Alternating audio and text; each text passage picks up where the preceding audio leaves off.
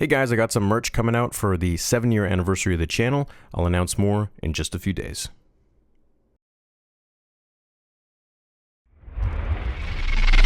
We would be honored if you would join us.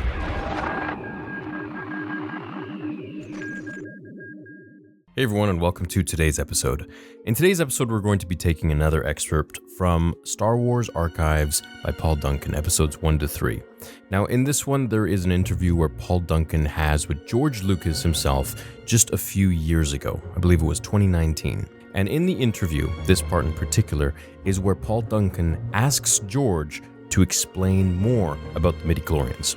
Now, before we begin, the midichlorians have been something extremely controversial in the Star Wars fandom. I remember when the prequel trilogy came out, I was 9 years old when episode 1 came out in 1999, and a lot of people were really confused about midichlorians.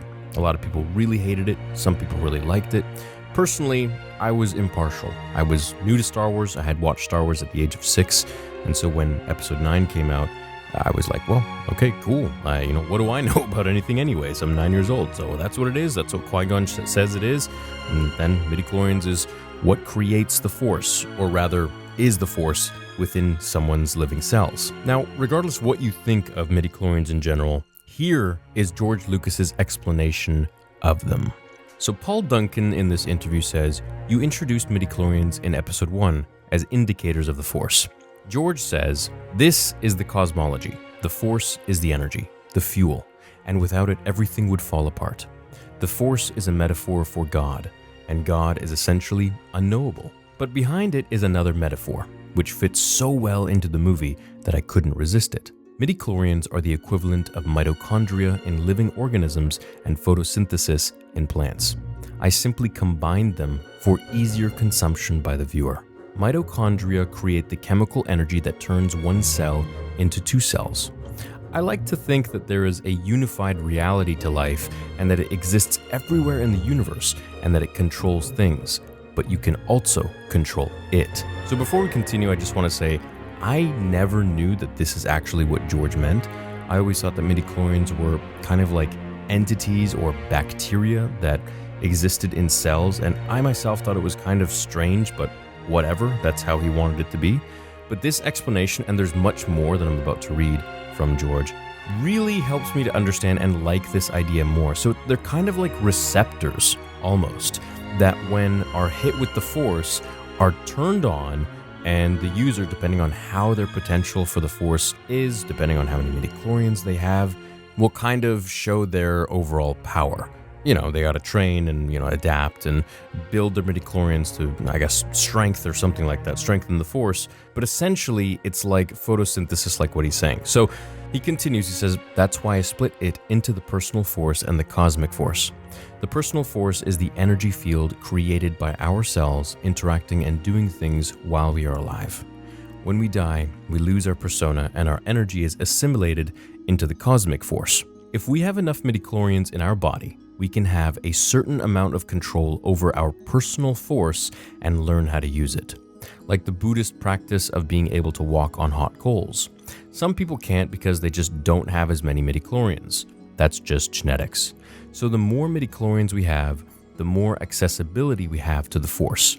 So we have to be trained how to use it." And so, as I will continue in a second here, George said that everyone has the ability to use the Force. This means that even Watto has midichlorians. Now, I'm pretty sure Watto's midichlorians compared to Anakin are pretty much non-existent, but that's not to say that he can't try his hardest for maybe 40 years of his life at the Jedi Temple under Master Yoda, and maybe even more Jedi Grandmasters throughout time and history to be able to maybe force push a Kleenex or something. For example, we can be good at math and on the piano, but to become a physicist or concert pianist, you have to be trained. You have to be trained to use the Force, to use the genes that give you a talent that is different from everybody else. So you have to be found and fostered. If you have more than a certain number of midichlorians, you can become a Jedi. The Jedi will train you to connect to your personal Force and then to connect to the cosmic Force.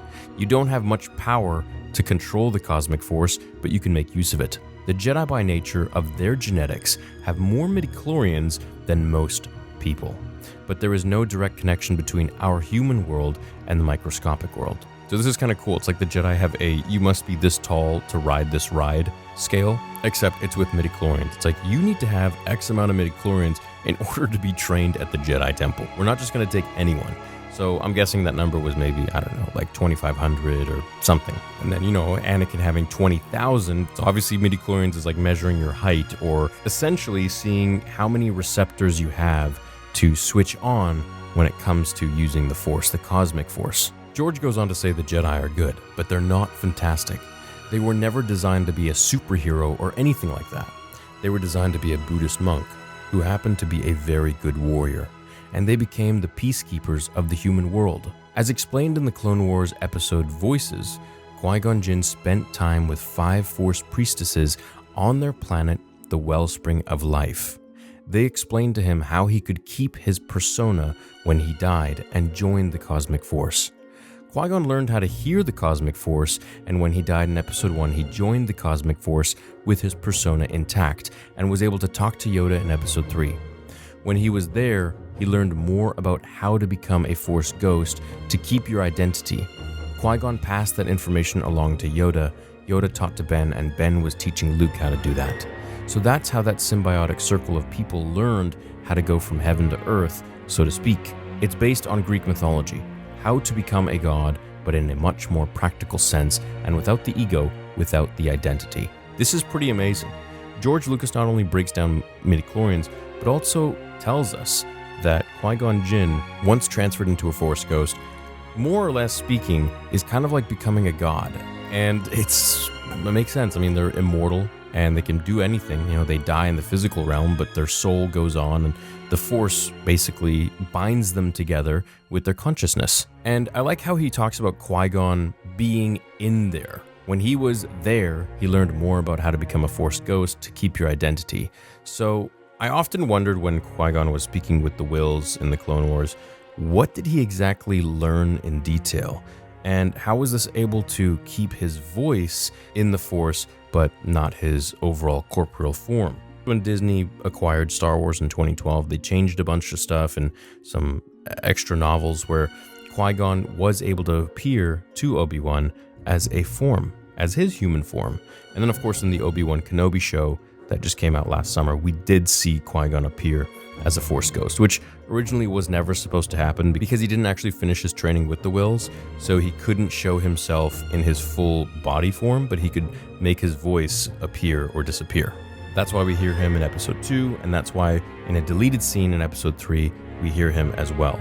If you remember Yoda meditating on Polis Massa when Padme was giving birth, at the end of Revenge of the Sith, that was actually Qui-Gon Jinn speaking to Yoda during this time. So the idea of midichlorians to me is something that has been really scrutinized online for decades, I would say. And I have to admit that this explanation of it is something that is so much better than in the films. I think if only George had maybe had Qui-Gon explain this a little bit better to Anakin, people wouldn't have been so bent out of shape about it, and they would have been able to accept it and be like, oh, that's kind of cool actually, because these are like different solar panels that you have in every single one of your cells, and if you've got more solar panels, well, then you'll be able to have more electricity through you. You'll be more powerful. And I think that explanation is so much easier to understand than, what we were given in Episode 1. But hey, you have it here. I hope you enjoyed this explanation from George. Please let me know, do you like midichlorians being a thing, or would you rather them just not exist in Star Wars at all? Thank you so much for checking out today's episode on Star Wars Theory. Make sure to check me out on Star Wars Theory Podcast, where I have 20 new episodes uploaded every single day on Apple iTunes and on Spotify and every other podcast platform. I've got the 7-year anniversary merch about to drop very soon, and more information about that will be coming in the next few days. Thanks so much for supporting the channel and checking today's video out. Leave a like if you enjoyed it, and I'll see you all in the next one. Until then, my fellow Jedi and Sith friends, the Force will be with you always.